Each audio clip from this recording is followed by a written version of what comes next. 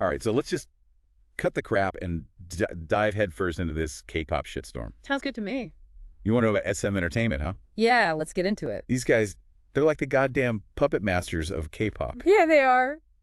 churning out these manufactured bands like a factory. Like a well-oiled machine, for sure. We're going to rip the mask off and get the real lowdown on their Their history. history is pretty wild.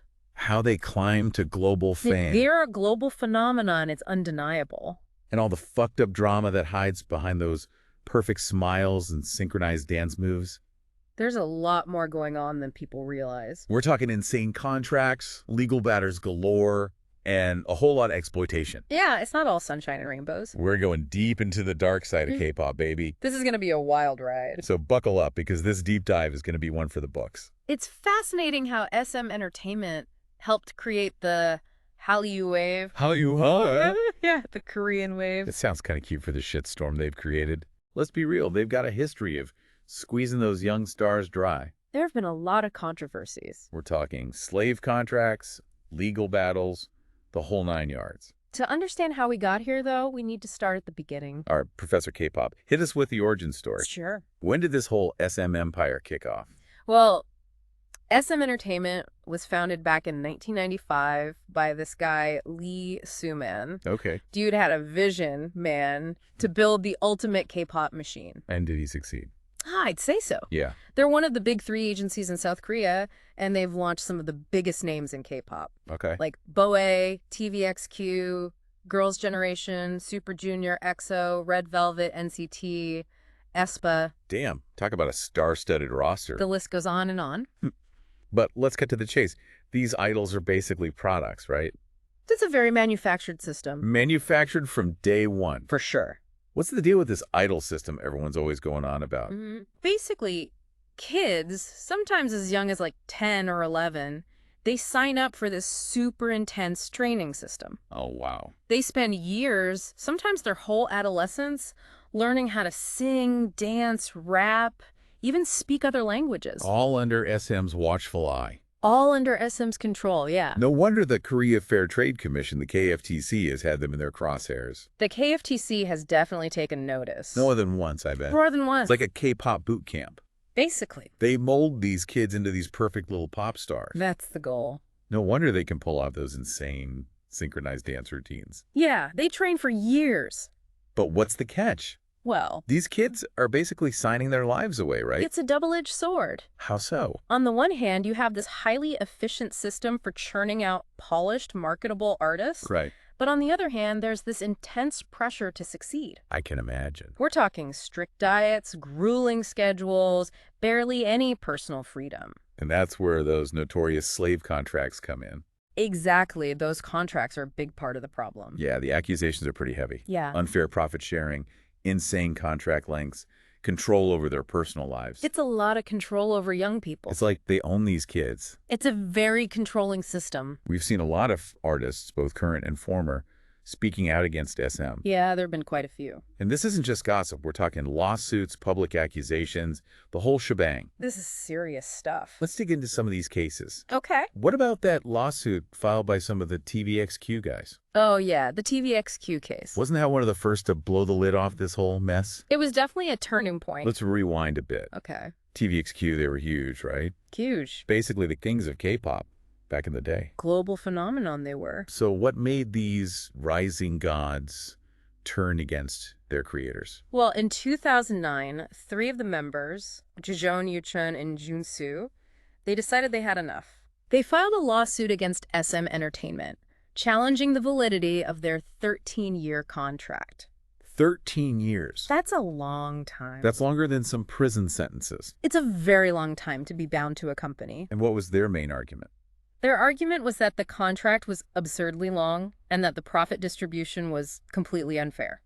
Makes sense. They were working nonstop, generating huge revenue for SM, but they were seeing very little in return. They were basically saying these contracts were the slave contracts everyone was whispering about. Exactly. It's like they were trapped in a gilded cage, you know, Yeah. fame and fortune on the outside, Yeah. but at the cost of their freedom and well-being. That's the trade-off a lot of these idols make. And don't forget, this was back in 2009, Yeah, a different time. when the K-pop industry was even more secretive and controlled than it is now.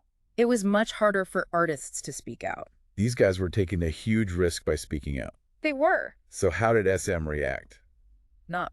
Did they try to bury it all? They tried to discredit the members, claiming the lawsuit was a sham. Oh, wow. They even filed a countersuit. Seriously? Yeah, they tried to paint the guys as ungrateful and money-hungry. But it sounds like people were starting to see through their bullshit. The public was starting to pay attention. So who won in the end? Well, the court actually ruled in favor of the 3 TVXQ members, invalidating their contract with SM. Wow. It was a major victory for artists' rights in the K-pop world. That must have been a huge blow to SM's ego. Definitely. Did it actually change anything for other artists in the industry, though? It sent shockwaves through the K-pop scene. Yeah. Other artists started to realize they weren't powerless. Right. They could fight back against unfair practices. But let's be real, SM wasn't about to change their ways that easily. Not without a fight. They're like a cockroach. What do you mean?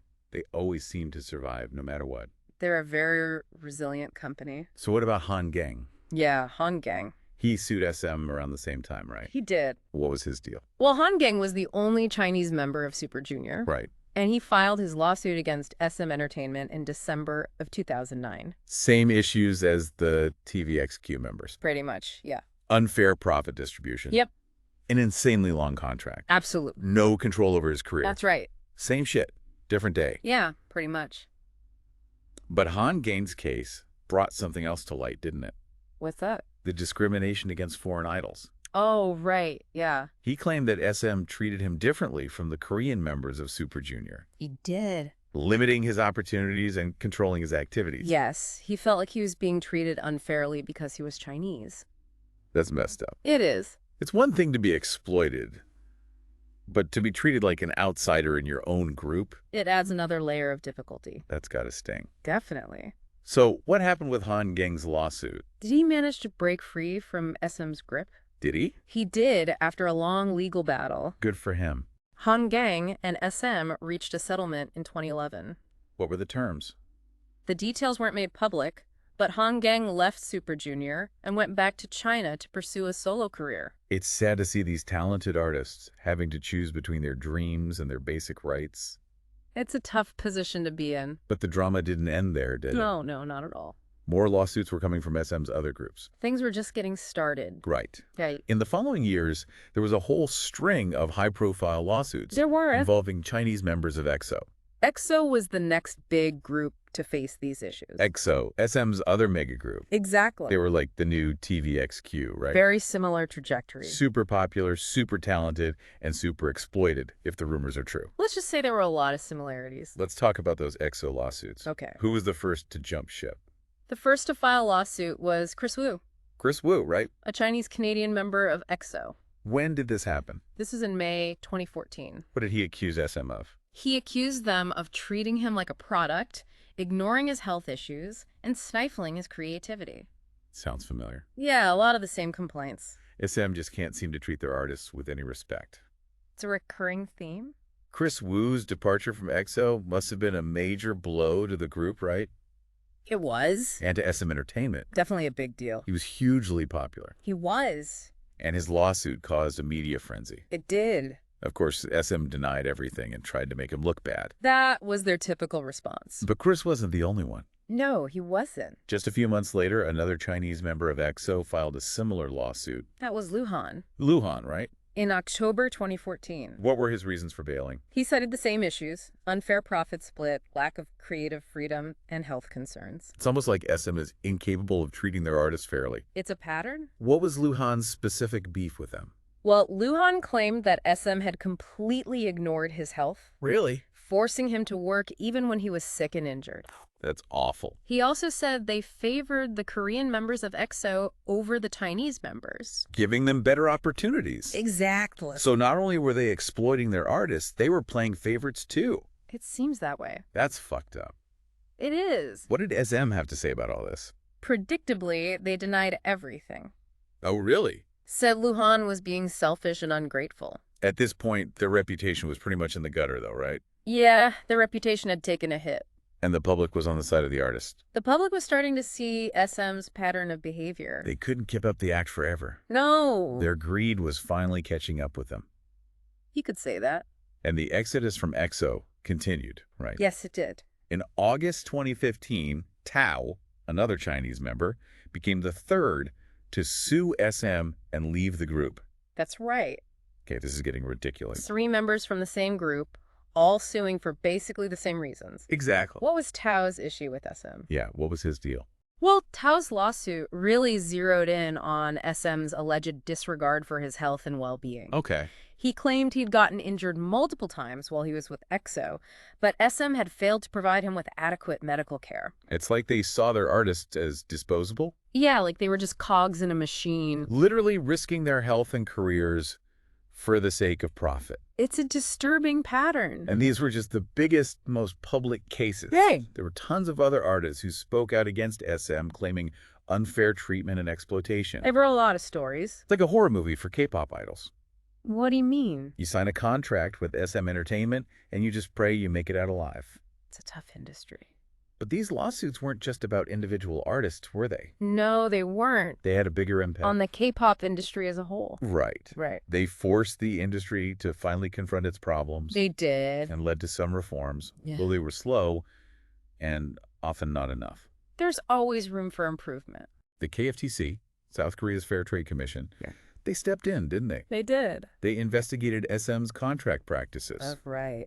And this resulted in shorter contracts and smaller penalties for violations. It was a step in the right direction. About time. Definitely. Someone had to put those K-pop overlords in their place. It was necessary. But I bet SM found new ways to exploit your artists. They're a resourceful company. Like I said, they're like cockroaches. They always find a way to survive. So the drama continues. It does. And we've only just begun to scratch the surface of SM Entertainment's legal troubles. There's a lot more to uncover. There's a whole lot more to uncover. For sure. All right, so last time we talked about like SM Entertainment's origin story, you know, their whole rise to like K-pop domination and their Right. messed up idol system. We did touch on some early legal battles. Yeah, we did. But let's really get down to the nitty-gritty. Okay. Those lawsuits that really exposed the cracks in this whole K-pop empire. All right, let's do it. Okay, so let's dissect some of these legal battles. Yeah. Time to see what really went down behind those glitzy music videos. Right. And perfect dance moves. For sure. We left off talking about those lawsuits from some of the TVXQ and Super Junior guys. Yeah, those are some big ones. Those are some of the first big cracks in SM's like shiny facade. Yeah, they really brought to light the exploitation within the K-pop industry. Right. And they got people talking about artist rights and fair treatment. Okay, so let's start with the TVXQ lawsuit. Right. These guys were huge, weren't they? They were massive. Basically the kings of K-pop back in the day. They were a global phenomenon. VVXQ. It stands for Rising Gods of the East. Wow. They debuted in 2003, Okay. and they quickly became one of SM Entertainment's biggest success stories. So what made these rising gods turn against their creators? Well, in 2009, 3 of the members, Jojong, Yuchun, and Junsu, Okay. they filed a lawsuit against SM Entertainment. What were they suing for? They were challenging the validity of their 13-year contract. 13 years. Yeah.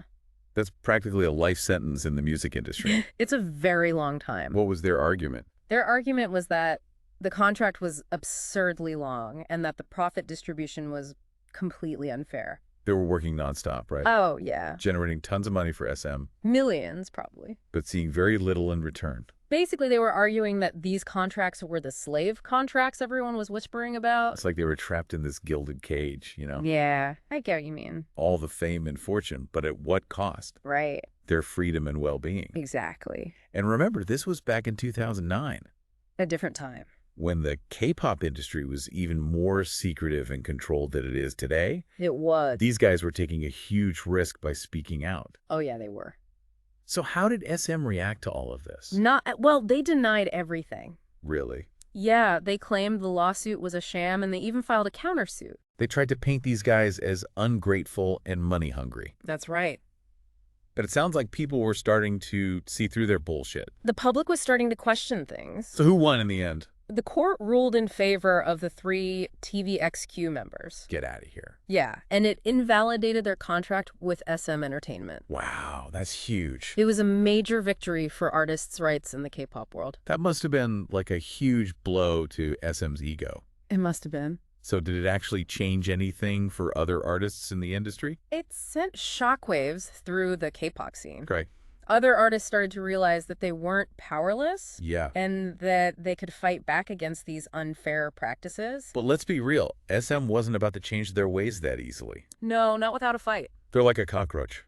What do you mean? They always seem to survive no matter what. Right, they're a very resilient company. Okay, so what about that Han Ging case? Yeah, Han Ki. He sued SM around the same time. He did in December 2009. What was his deal? Well, Han Gang was the only Chinese member of Super Junior, Right. and he filed his lawsuit against SM Entertainment, citing unfair profit distribution, an insanely long contract, and just no control over his career. Same shit.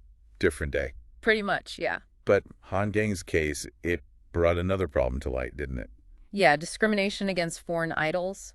He claimed that SM treated him differently than the Korean members of Super Junior. Right. He said they were limiting his opportunities Yeah. and really controlling his activities. That's messed up. It really is. It's one thing to be exploited, but to be treated like an outsider in your own group, Definitely adds another layer of difficulty. that's gotta sting. For sure.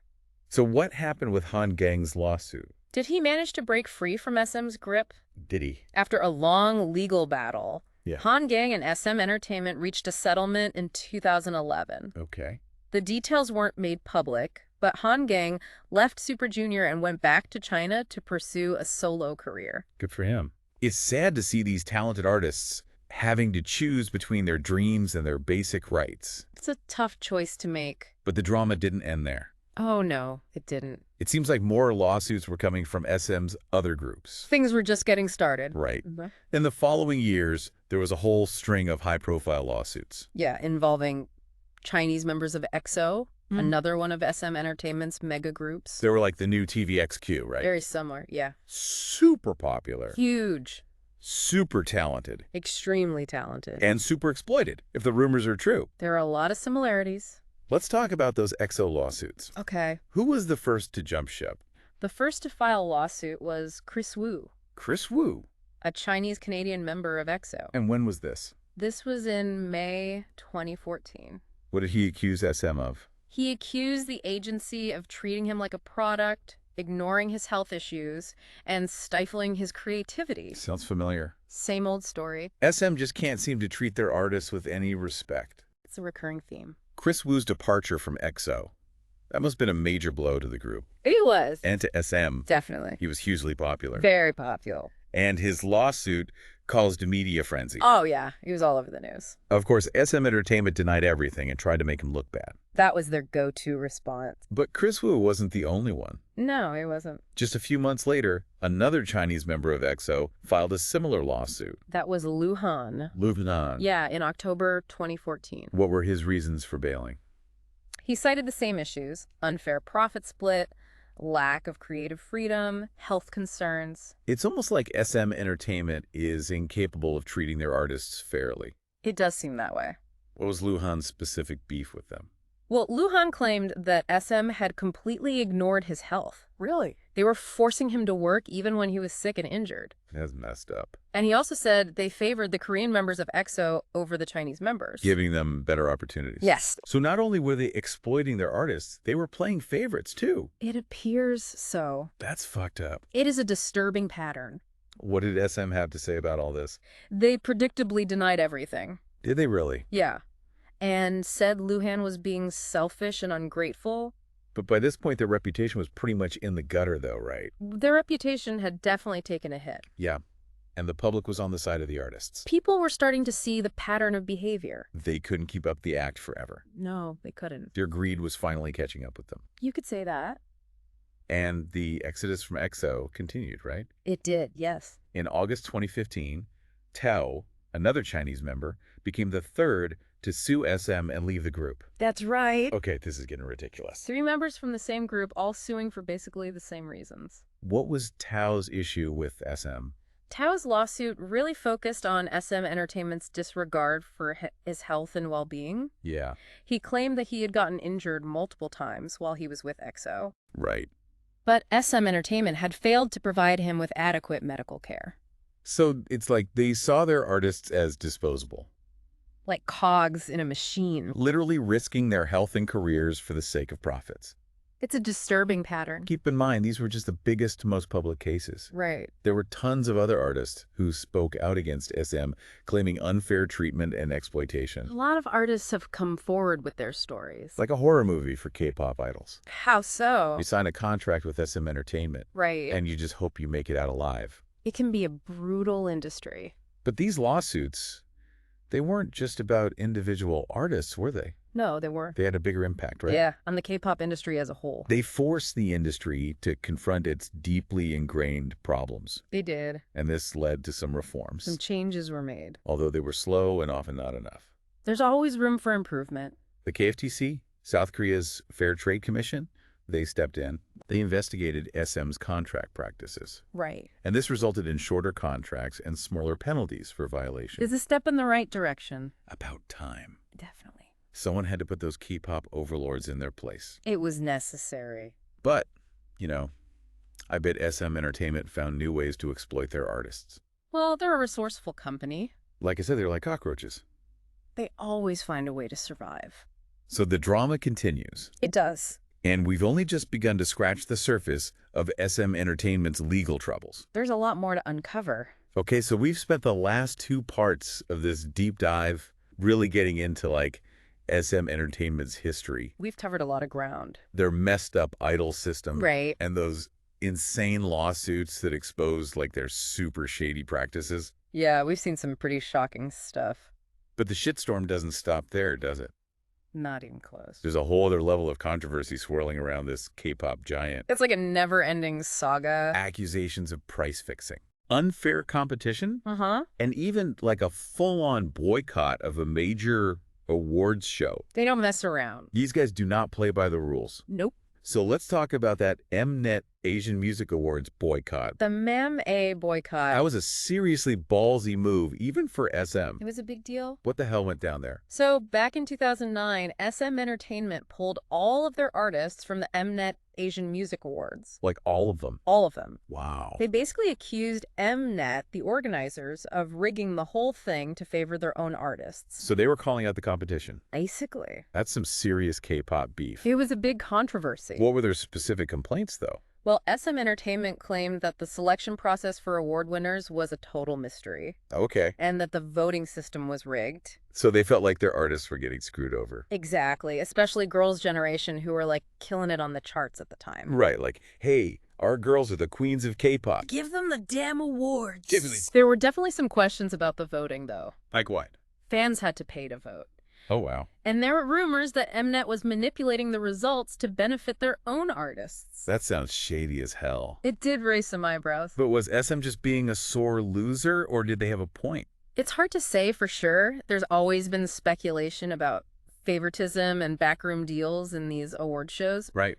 But SM Entertainment's boycott really brought those issues to light. Yeah. And it sparked a debate about transparency and fairness in the K-pop industry. So they were kind of like the whistleblowers of K-pop, You could say that. exposing the dark underbelly of the awards game. They definitely shook things up. But SM Entertainment wasn't done stirring the pot, were they? Oh, no, they weren't. They also got in trouble with the Korea Fair Trade Commission. The KFTC. What did SM do to piss them off? Well, in 2011, the KFTC fined SM Entertainment Okay. and a bunch of other agencies For what? for price fixing. Price fixing. Yeah, they were basically accused of colluding to jack up the prices of their albums and merch. So they were screwing over their fans, too. The KFTC found that these agencies were engaging in anti-competitive behavior, limiting consumer choice, and driving up prices. Classic SM Entertainment. They had to pay a hefty fine. But I'm sure they denied any wrongdoing. Of course. They never take responsibility for anything. It's a pattern. But it sounds like the KFTC was on their ass. They were definitely under scrutiny. Were they also investigated for those slave contracts we talked about? Oh, yeah. Back in 2010, the KFTC investigated SM Entertainment's contracts, Oh. and they concluded that they were unfair and way too restrictive. So what happened? SM was forced to shorten their contracts Okay. and lower the penalties for breaking them. That must have been a blow to their control freak tendencies. It was a significant change. But SM Entertainment's history of shady shit doesn't end there. No, it doesn't. In recent years, they've been accused of using some dirty tactics Really? with K-pop photo cards. What? Photo cards. Yeah, photo cards. What do they do? Well, K-pop photo cards are these collectible cards with pictures of idols on them. Okay, I've heard of those. They become like super popular among fans. They have. And some rare cards can sell for a lot of money. Oh, wow. So SM Entertainment saw another opportunity to cash in. What did they do? They're accused of creating an artificial shortage of certain photo cards Really? to drive up demand and get fans to buy more albums or merch. That's pretty messed up. It is. Exploiting their fans' obsession with these photo cards to make more money. Exactly. That's a tactic used by a lot of K-pop agencies, though. Really? Yeah, it pisses off a lot of fans. Right, They yeah. feel like they're being manipulated. Rightfully so. The KFTC has looked into these practices. Have they done anything about it? It's still a big issue. So it seems like SM Entertainment is always finding new and creative ways to push the limits They're always pushing the boundaries. of what's acceptable. It's a gray area. Their track record is definitely colorful, to say the least. It's been a wild ride. They've been at the center of so many scandals and controversies throughout their history. It's quite a history. But even with all the drama and the backlash, Yeah. they're still one of the most successful K-pop agencies out there. They are a powerhouse. It's kind of mind-blowing. It is a fascinating case study. It's the paradox of SM Entertainment. What do you mean? They've created some of the biggest names in K-pop, Right. and they've played a huge role in making it the global phenomenon it is today. They have. But they've also been accused of some really unethical and exploitative practices. That's the dark side of the industry. It's a classic story of greed and exploitation, wouldn't you say? It's a common theme. They built an empire on the backs of these young, talented individuals, Right. and they weren't afraid to break the rules to get to the top. It's a cutthroat business. We've seen a clear pattern, haven't we? Yeah. Of unfair contracts, Definitely. shady business practices, and a complete disregard for the well-being of their artists. It's a problem. And their recent attempts to rebrand themselves with SM 3.0. Yeah, their new strategy. Well, only time will tell if that's genuine or just a PR stunt. We'll have to wait and see. Yeah, it's a wait-and-see situation. For sure. But one thing's for sure, What's that? the K-pop industry. Yeah. It's a complex and often shady world. It's a complicated industry. And SM Entertainment is right in the middle of it all. At the center of the storm.